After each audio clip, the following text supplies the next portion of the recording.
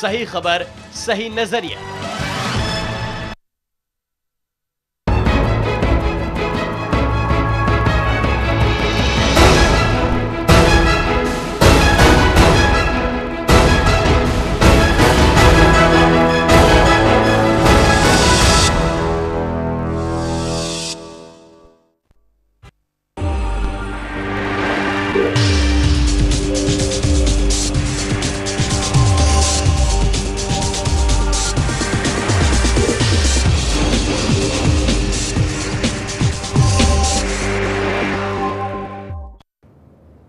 नमस्कार, channel one news देख रहे हैं आप और मैं हूं राम मोहन शर्मा। सियासत में कब क्या हो जाए कहना मुश्किल है। कल तक जो एनडीए यूपीए को इस बात पर घेरा करता था कि उसमें एकता नहीं है और नमूने के तौर पर टीएमसी के साथ मतभेदों को आगे किया करता था, आज खुद मतभेदों से जूझ रहा है और मुद्दा है धर्मनिरपेक्षता का।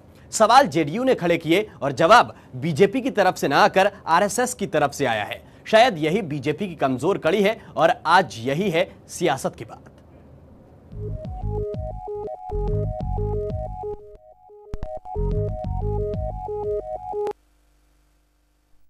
बीजेपी के कद्दावर नेता और गुजरात के मुख्यमंत्री नरेंद्र मोदी को लेकर बीजेपी जेडीयू में आर पार की लड़ाई शुरू हो गई है। संघ के नीतीश पर पलटवार करने के बाद जेडीयू प्रवक्ता शिवानंद तिवारी का बयान आया और उन्होंने कहा कि अगर बीजेपी मोदी को पीएम पद के लिए उम्मीदवार के तौर पर उतारती है तो जेडीयू बीजेपी से अलग जाएगी।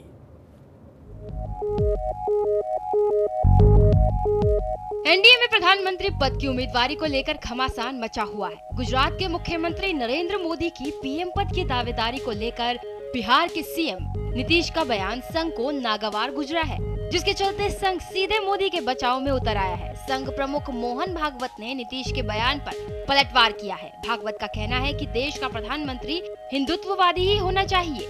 क्या अब नीतीश बताएंगे कि देश का प्रधानमंत्री कौन होगा? क्या अब तक के पीएम सेक्युलर नहीं थे?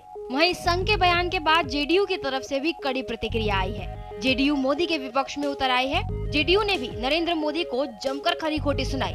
पार्टी के प्रवक्ता शिवानंद तिवारी का कहना है कि गुजरात दंगों के बाद मोदी को बर्खास्त नहीं करने की वजह से अटल सरकार गई थी। तिवारी ने साफ कहा कि हमारा समझौता बीजेपी के साथ धर्मनिरपेक्षता के सिद्धांतों पर आधारित है और रहेगा, चाहे हमारी सरकार रहे या जाए। वहीं इससे पहले नीतीश ने मोदी के प्रधानमंत्री पद की उम्मीदवारी पर कड़ा ऐतराज जताया था। फिलहाल कुछ भी हो, संघ के इस बयान के बाद एक बार फिर साफ हो गया है कि बीजेपी में नरेंद्र मोदी पावरफुल नेता के तौर पर कायम है। Bureau report, channel one news.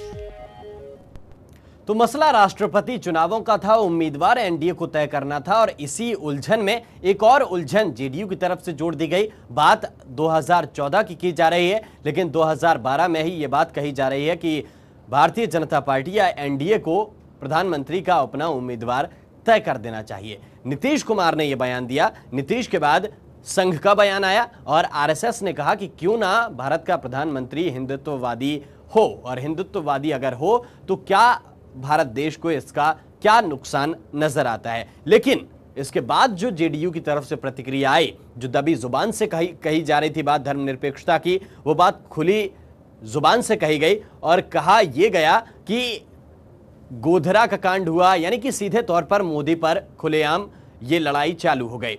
अब मसला ये उठता है कि क्या भारतीय जनता पार्टी का चेहरा ऐसा है जिसे अगर हम बिल्कुल सेक्युलर छवि का नेता ढूंढने जाएं तो शायद मुश्किल से मिले।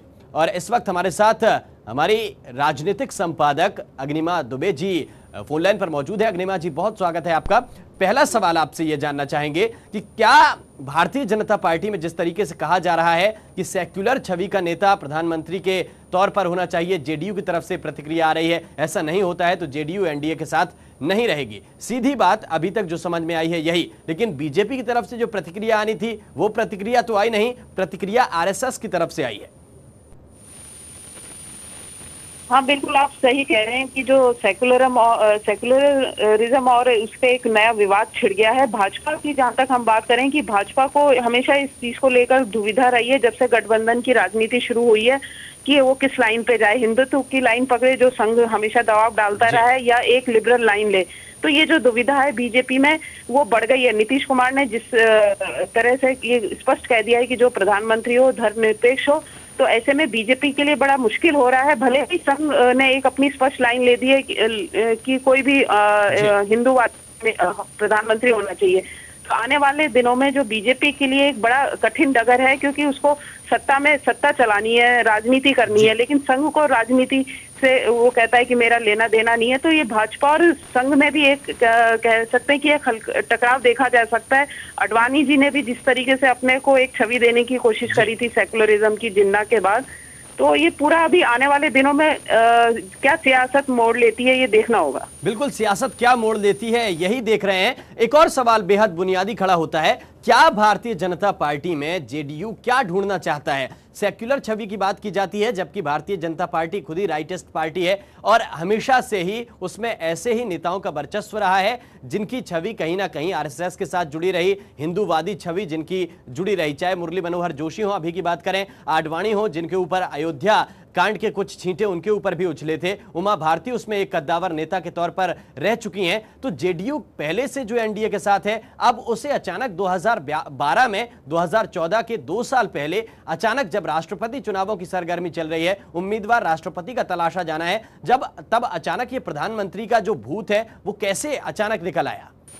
देखिए, राष्ट्रपति के उम्मीदवारी को लेके भाजपा और जेडीयू की बिल्कुल स्पष्ट लाइन है। जेडीयू ने स्पष्ट कर दिया है कि वो संगमा को समर्थन नहीं करेगी। तो एक पहली बात यह है कि एक अलग लाइन जेडीयू ने ले ली है।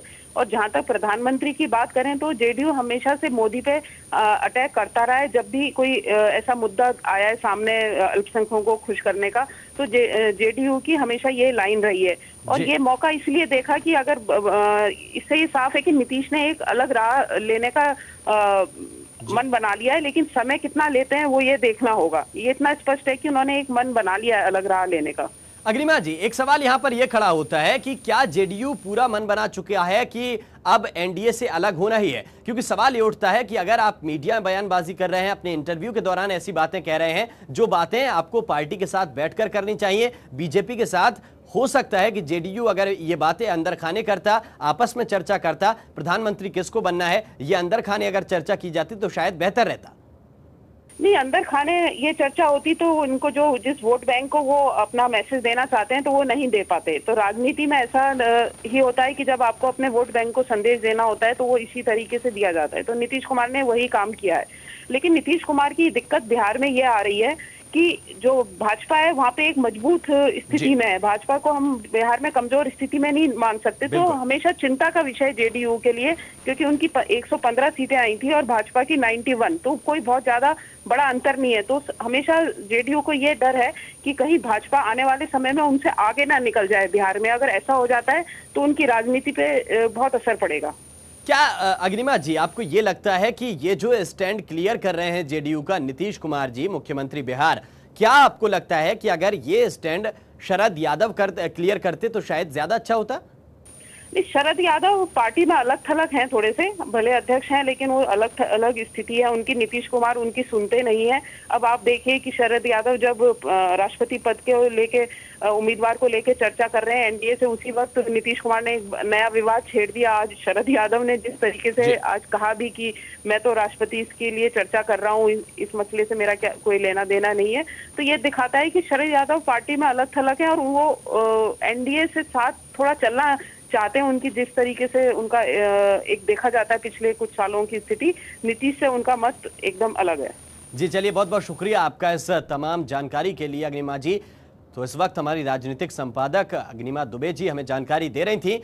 कुल मिलाकर मसला ये साफ नजर आता है कि अगर इसी तरीके की बयानबाजी चलती रही तो वो दिन दूर नहीं जब ये दोनों पार्टियां अलग अलग खड़ी होंगी। क्योंकि शिवानंद तिवारी ने जिस तरीके से कहा है कि अगर गठबंधन टूटता हो तो टूटे, लेकिन धर्मनिरपेक्षता पर कोई पार्टी समझौता नहीं करने वाली। अगर भारतीय जनता पार्टी ये ठानकर चलती है कि उसे नरेंद्र मोदी को ही प्रधानमंत्री पद का उम्मीदवार बनाना है तो फिर भारतीय जनता पार्टी जेडीयू के साथ के बारे में ना सोचे। कुल मिलाकर अब गठबंधन धर्म जो कहीं ना कहीं है वो मुश्किल में फंसता जा रहा है। कैसे ये दोनों पार्टियां साथ चलेंगी, क्योंकि भारतीय जनता पार्टी के सामने सवाल यही है कि वो किसे आगे करके अब अपना ट्रम्प कार्ड खेले। क्योंकि पिछली बार इंडिया शाइनिंग का नारा दिया गया था भारतीय जनता पार्टी की तरफ से, जो बुरी तरह फेल हुआ। यूपीए की सरकार आई और यूपीए ने लगातार 2 बार कंटिन्यू किया। इस बार अब मुद्दा भारतीय जनता पार्टी के हाथ में है, विपक्ष के हाथ में है, क्योंकि भ्रष्टाचार और घोटाले में यूपीए घिरा हुआ है। और इस वक्त हमारे साथ हमारे मैनेजिंग एडिटर उदय सिन्हा जी फोन लाइन पर मौजूद हैं। उदय जी, एक बुनियादी सवाल खड़ा होता है कि जो एनडीए अब तक यूपीए को घेरा करता था, कहता था कि मतभेद हैं, एकता नहीं है, बैठकर बातचीत नहीं की जाती, टीएमसी का नाम लिया जाता था बार बार, अब क्या वो एनडीए उतना मजबूत रह गया है ये कहने की स्थिति में कि आपके घर में मतभेद हैं, हम शांति से चलते हैं? नहीं, जो देखिए, ये गठबंधन की मजबूरियां होती हैं। गठबंधन का मतलब ये है कि अलग अलग पार्टियां होती हैं और एक अम्ब्रेला पार्टी उनको कंट्रोल करती हैं। अब उसमें जो जितनी भी पार्टियां होती हैं उनके अपने राजनीतिक सिद्धांत होते हैं और उन राजनीतिक सिद्धांतों पर वो चलती है। तो ये यूपीए में भी है और ये एनडीए में भी है। यूपीए के घटक दल के सदस्य हैं पीए संगमा, लेकिन वो चुनाव लड़ना चाह रहे हैं यह जानते हुए भी कि यूपीए के जो राष्ट्रपति पद के दावेदारी है, उम्मीदवार हैं, वो प्रणब मुखर्जी हैं। उसी तरीके से एनडीए की घटक है जनता दल यूनाइटेड, और जनता दल यूनाइटेड ये चाह रहा है कि वो प्रणब मुखर्जी को सपोर्ट करे और उनके खिलाफ कोई भी उम्मीदवारी नहीं हो। तो ये जाहिर तौर से 2 राजनीतिक पार्टियां हैं, 2 राजनीतिक पार्टियों का कॉमन मिनिमम एजेंडा है, लेकिन कॉमन मैनिफेस्टो नहीं है। इस बात को समझना चाहिए। जी बिल्कुल, लेकिन यहाँ पर राष्ट्रपति से इतर हटके एनडीए नजर आ रहा है। मसला अब यहाँ पर प्रधानमंत्री पद की उम्मीदवारी को लेकर फंस रहा है। मसला प्रधानमंत्री पद की उम्मीदवारी को लेकर फंस रहा है 2 साल पहले। इसका मैं कोई बहुत ज्यादा महत्व तो नहीं देखता। अगर आज ये प्रधानमंत्री पद की दावेदारी पर अगर जंग छिड़ी हुई है, तो ये जंग इसलिए छिड़ी हुई है कि जंग को चलाना चाहते हैं, चाहे नीतीश कुमार हो, चाहे वो भारतीय जनता पार्टी हो, लेकिन इसका कोई मतलब नहीं है। मतलब अभी सामने में सिर्फ राष्ट्रपति चुनाव को लेकर के है और वो नीतीश कुमार का ऐसा कहना अगर है, और नीतीश कुमार, देखिए एक बात को और ध्यान रखिए कि नीतीश कुमार से पत्रकार लोग इंटरव्यू लेने गए थे। नीतीश कुमार ने ये स्वतः स्फूर्त तरीके से कोई बयानबाजी नहीं की है। अब इसको अगर तूल दिया जा रहा है नीतीश कुमार की भी तरफ से और भारतीय जनता पार्टी की भी तरफ से या संघ की तरफ से, तो ये मेरे ख्याल से अभी आज के समय में उसका कोई महत्व नहीं है। बिल्कुल, लेकिन जिस तरीके से आज जो बयान शिवानंद तिवारी का आया है, क्या उसे भी महत्व नहीं दिया जा सकता? शिवानंद तिवारी का क्या है? शिवानंद तिवारी का है कि अगर सेकुलर पीएम पद का दावेदार नहीं हो, अगर कोई सेकुलर नहीं हो दावेदार, तो वो अलग भी हुआ जा सकता है। तो ये दावेदारी तो अभी तुरंत नहीं हो रही है ना। दावेदारी तो 2014 में होने वाली है। तो अब उसमें दावेदारी आज भारतीय जनता पार्टी यह कहने की स्थिति में नहीं है कि उसकी दावेदारी किसकी है। तो ये बेमानी प्रश्न होता है ना कि आप पहले बताइए कि पीएम पद का दावेदार कौन होगा। 2 साल के बाद भारतीय जनता पार्टी बताएगी कि पीएम पद के दावेदार कौन होगा, उस समय अलग हो जाएंगे। उदय जी, लेकिन इशारों में ये जरूर समझाया जा रहा है कि नरेंद्र मोदी वो दावेदार ना हो। ये ज्यादा यू का मानना है, ये ज्यादा यू का मानना है कि और ये ध्यान रखने वाली बात है राम कि ज्यादा यू के साथ भारतीय जनता पार्टी सिर्फ बिहार में सरकार चला रही है, इसलिए ज्यादा यू उनका 50-50 का पार्टनर नहीं है। ज्यादा यू ऐसा चाह रही है कि ज्यादा यू के नेतागण ऐसा चाह रहे हैं कि नीतीश कुमार के अनुसार नरेंद्र मोदी पीएम पद के दावेदार नहीं हो, लेकिन भारतीय जनता पार्टी जो अम्ब्रेला पार्टी है इस गठबंधन की, एनडीए की, वो क्या चाह रही है ये इस पर भी निर्भर करता है। और वो जो चाहेगी, भारतीय जनता पार्टी जो चाहेगी, वो 2014 में चाहेगी, 2012 में नहीं चाहेगी, इसलिए कि ये बहुत जल्दी है। जी चलिए, बहुत बहुत शुक्रिया उदय जी आपका इस तमाम जानकारी के लिए, तमाम चर्चा के लिए। हमारे मैनेजिंग एडिटर उदय सिन्हा जी इस वक्त हमें जानकारी दे रहे थे। तो तकरार दोनों पार्टियों के बीच नजर आ रहा है। जेडीयू और बीजेपी 2012 में ये तकरार है, 2014 की तस्वीर सामने रखकर ये लड़ाई लड़ी जा रही है। और अब बीजेपी की तरफ से जो प्रतिक्रिया आई है, बीजेपी नेता बलवीर पुंज ने क्या कुछ कहा, जरा सुनिए आप। पहला तो ये कि कौन सेकुलर है इस देश में और कौन सेकुलर नहीं है, इसका प्रमाण पत्र देने का अधिकार किसी के पास नहीं है। जिन लोगों को बहुत सारे लोग सेकुलर मानते हैं, हमारी दृष्टि में उनसे ज़्यादा सांप्रदायिक कोई और हो नहीं सकता। तो ये धर्मनिरपेक्षता को लेकर लड़ाई चली आ रही है और किसी सर्टिफिकेट की जरूरत नहीं है भारतीय जनता पार्टी को, ये कहना है बलबीर पुंज का। लेकिन शिवानंद तिवारी ने क्या कहा वो भी सुनिए। हमको ऐसा लगता है कि भारतीय जनता पार्टी में दो धारा चल रही है। एक धारा एनडीए चलाने के पक्ष में है, वो जानते हैं कि हिंदुत्व की धारा से हम जो है इस देश में शासन नहीं कर सकते, तो वो चाहते हैं कि एनडीए की धारा चले, जिसमें भारतीय जनता पार्टी का जो कम्युनल एजेंडा है वो एजेंडा ठंडे बस्ते में रहे। और एक दूसरी धारा इधर शुरू हमको लग रहा है हो रही है, उनको ये लग रहा है कि साहब हिंदुत्व की धारा से ही फिर से हम सरकार जो है बना सकते। तो नुकसान केवल भारतीय जनता पार्टी को जेडीयू के टूटने से नजर नहीं आता, नुकसान भारतीय जनता पार्टी को अंदरूनी कलह से भी है। गुजरात में क्या अंदरूनी कलह है वो दिखाएंगे।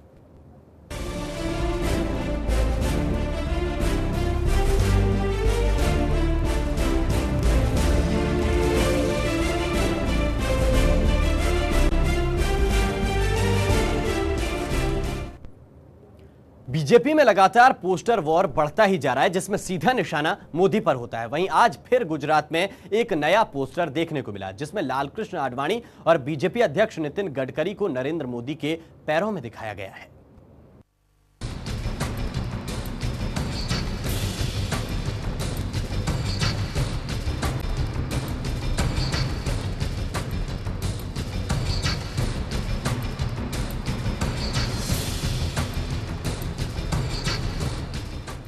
लगता है बीजेपी में पोस्टर वॉर जल्द खत्म नहीं होने वाला और दिन ब दिन ये पोस्टर वॉर बढ़ता ही जा रहा है। दिल्ली और अहमदाबाद से शुरू हुआ ये पोस्टर वॉर अब गुजरात तक जा पहुंचा है।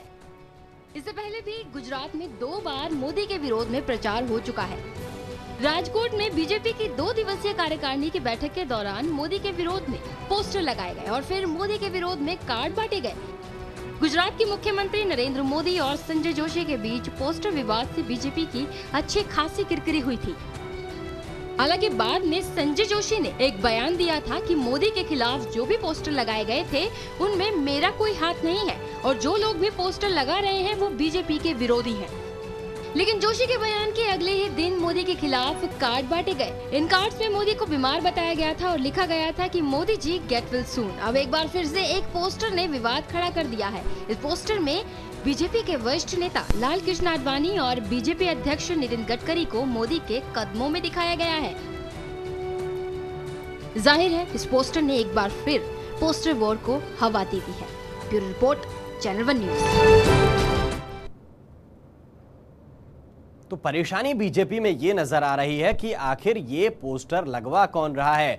नरेंद्र मोदी के ये जो तमाम पोस्टर लगवाए गए, उनके विरोध में कार्ड बांटे गए। एक तरफ संजय जोशी ये कहते हैं, जो उनके विरोधी माने जा रहे हैं इस वक्त, जिनकी वजह से उन्हें पार्टी छोड़नी पड़ी है, वो ये कह चुके हैं कि ऐसा काम वो कर नहीं सकते। जो भी ये काम कर रहा है तो वो बीजेपी का शुभचिंतक बिल्कुल नहीं है और पार्टी के हित में इस तरीके के पोस्टर बिल्कुल नहीं है। विरोधी इसका फायदा उठा सकते हैं। लेकिन अब नरेंद्र मोदी क्या इन पोस्टर्स को लगवा रहे हैं? क्या नरेंद्र मोदी के धुर विरोधी इन पोस्टर्स को लगवा रहे हैं? ये बड़ा सवाल है। लेकिन सवाल यही कि क्या नरेंद्र मोदी ये जांच नहीं करवा सकते कि ये किस प्रिंटिंग मशीन से छपा हुआ है? उनकी सरकार है, वहां पर पोस्टर लगवाए जा रहे हैं, वहां पर कार्ड बांटे जाते हैं, पता ये नहीं चल पाता कहां पर छपते हैं, कौन छपवाता है। बड़ा सवाल इस बात का है। लेकिन जो इस पोस्टर के जरिए कहने की कोशिश की गई है, नितिन गडकरी इस पोस्टर में है, इसमें सुषमा स्वराज हैं, इसमें इस पोस्टर के अंदर लालकृष्ण आडवाणी हैं और सबसे श्रेष्ठ दिखाया गया है नरेंद्र मोदी को।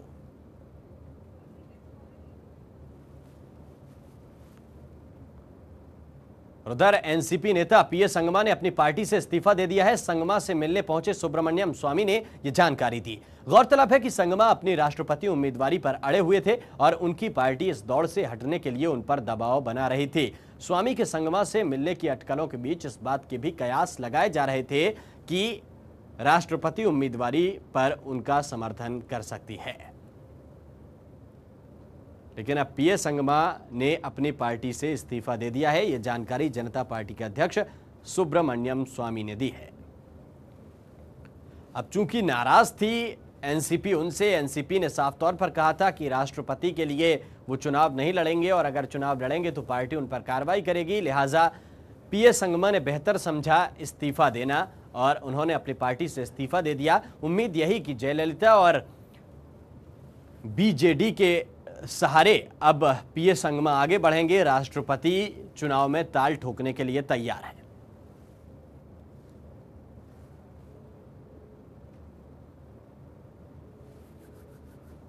तो पीए संगमा इस्तीफा दे चुके हैं। इस्तीफे के बाद अब क्या सियासत होती है ये देखना है। क्या भारतीय जनता पार्टी संगमा के साथ आती है? चूंकि जेडीयू ये साफ कर चुका है कि वो संगमा के पक्ष में नहीं है, प्रणब को समर्थन देना ज्यादा बेहतर है जेडीयू की नजर में। क्या भारतीय जनता पार्टी अब अकेले ये रिस्क उठा सकती है कि वो जयललिता और बीजेडी के सहारे, यानी कि अन्ना द्रमुक और बीजेडी के सहारे आगे बढ़े, संगमा के साथ समर्थन देकर आगे चले और फिर जीत की उम्मीद करे? लेकिन आंकड़े जो कहते हैं वो बीजेपी के हक में नहीं है, वो संगमा के हक में नहीं है, वो प्रणब मुखर्जी के हक में नजर आ रहे हैं। प्रणब मुखर्जी के साथ आंकड़े नजर आ रहे हैं। ऐसे में बड़ा सवाल यही कि क्या संगमा इस्तीफा देकर एनसीपी से, क्या संगमा ये चुनाव लड़कर जीत पाएंगे? और इस वक्त हमारे साथ हमारे वरिष्ठ संवाददाता राजीव कुमार फोन लाइन पर मौजूद हैं। राजीव, संगमा ने एनसीपी से इस्तीफा दे दिया, क्या कयास लगाए जा रहे हैं? क्या बीजेपी साथ आ सकती है संगमा के? देखिए, जिस तरीके से आडवाणी से बातचीत हुई संगमा की, उसके बाद सुब्रमण्यम स्वामी गए थे मिलने के लिए। उनके मिलने के बाद ही सुब्रमण्यम स्वामी ने इस्तीफा पढ़ के सुनाया कि एनसीपी से अब इस्तीफा दे दिया पीए संगमा। तो निश्चित रूप से उम्मीद की जा रही है और ये कयास अब लगाए जा रहे हैं कि बीजेपी समर्थन करेगी, संगमा का समर्थन करेगी। और लेकिन जिस तरीके से बीजेपी के अलावे जो एनडीए के घटक दल है, चाहे जेडीयू की बात कर ले, शिवसेना की बात कर ले या फिर अकाली दल की बात कर ले, वो इस पक्ष में नहीं है। वो कहीं ना कहीं प्रणब मुखर्जी के समर्थन करने के पक्ष में है। लेकिन बीजेपी ने शायद अपना मन बना लिया है कि वॉक ओवर नहीं दिया जाएगा प्रणब मुखर्जी को और बीजेपी समर्थन कर सकती है पीए संगमा का, क्योंकि आडवाणी से भी बातचीत हुई है। तो ये उम्मीद लग रही है कि अब समर्थन बीजेपी कर सकती है पीए संगमा। और चूंकि पीए संगमा ने एनसीपी छोड़ दी है तो अब इसका ज्यादा उम्मीद लग रहा है कि अब संगमा का समर्थन कर सकती है बीजेपी। यानी कि अब एनसीपी संगमा के खिलाफ कोई कार्रवाई नहीं कर सकती, जिस तरीके की बातें पहले सामने आई थी और जिस तरीके से अब इस्तीफा देकर संगमा आगे बढ़े हैं। यानी कि साफ तौर पर यह माना जाए कि अपनी दावेदारी मजबूत कर रहे हैं। बीजेडी का समर्थन उनके साथ है, एआईडीएमके का उनका समर्थन साथ है, अब बीजेपी भी साथ आ सकती है। बिल्कुल, देखिए, लगातार एनसीपी की ओर से लगातार ये कोशिशें की जाती रही कि संगमा अपने आप को विड्रॉ कर ले, काफी दबाव बनाया गया। लेकिन संगमा इस बात से काफी दुखी थे कि एनसीपी उनका समर्थन क्यों नहीं कर रही है। यानी दोनों तरफ से कोशिशें चल रही थी। एक तरफ जहां संगमा चाह रहे थे कि एनसीपी उनका समर्थन कर दे, वहीं एनसीपी ये चाह रही थी कि संगमा अपना नाम वापस ले ले। लेकिन संगमा बिल्कुल तैयार नहीं थी। उनका स्पष्ट ये कहना था कि जब तक उन्हें जयललिता का समर्थन मिलता रहेगा और जब तक नवीन पटनायक का समर्थन मिलता रहेगा तब तक वो बने रहेंगे, राष्ट्रपति पद के उम्मीदवार वो बने रहेंगे और वो पीछे नहीं, अपने आप को विड्रॉ नहीं करेंगे। लेकिन अब जिस तरीके से अब उन्होंने पार्टी छोड़ दिया और सूत्र ये बता रहे हैं कि संगमा की जो बेटी है आगाथा संगमा, जो कि राज्य मंत्री हैं मनमोहन सिंह मंत्रिमंडल में, वो अपने पद पे बनी रहेंगी। और संगमा ने अब इस्तीफा दे दिया है तो अब किसी कार्रवाई का तो सवाल उठता नहीं है एनसीपी की ओर से। और अब ये तय हो चुका है कि संगमा राष्ट्रपति का चुनाव लड़ेंगे। और कहीं ना कहीं जिस तरीके से पहले उन्हें 2 दलों का समर्थन था, तो अब ये ऐसा लग रहा है कि कहीं ना कहीं बीजेपी भी समर्थन करेगी। यानी ये कंटेस्ट होगा, एक फाइट होगा, लेकिन ये तय है कि इनके साथ बहुमत नहीं होगा। और बहुमत नजर नहीं आ रहा है। लेकिन क्या टीएमसी के क्या समीकरण नजर आते हैं राजीव? क्या वो टीएमसी यूपीए के साथ जा सकती है या फिर संगमा के साथ भी आ सकती है? देखिए, टीएमसी का अगर आज का स्टैंड देखा, अभी तक का जो स्टैंड है वो तो इस पर बहुत साफ है कि कलाम के साथ ही रहना पसंद कर रही हैं। उनका स्पष्ट करना है टीएमसी के का स्पष्ट है कि वो कलाम ही उनके पहली पसंद है। लेकिन चूंकि कलाम साहब चुनाव नहीं लड़ रहे हैं तो एक चीज ये हो सकती है कि टीएमसी से मतदान यानी इस चुनाव में भाग ही न ले, एक ऑप्शन उसके पास बचा हुआ है। क्योंकि अगर टीएमसी यू टर्न मारती है और प्रणब मुखर्जी का साथ देती है तो शायद टीएमसी के लिए ज्यादा मुश्किल हालात होंगे, ज्यादा किरकिरी होगी उनकी। तो अब यही ऑप्शन उनके पास बच जाता है कि वो अब इस चुनाव प्रक्रिया से दूर रहे और इस बात कर रहे हैं कि उनकी पहली पसंद कलाम साहब थे और कलाम साहब ने चूंकि चुनाव लड़ने से साथ साथ इनकार कर दिया है तो अब उन्होंने किसी का समर्थन नहीं किया।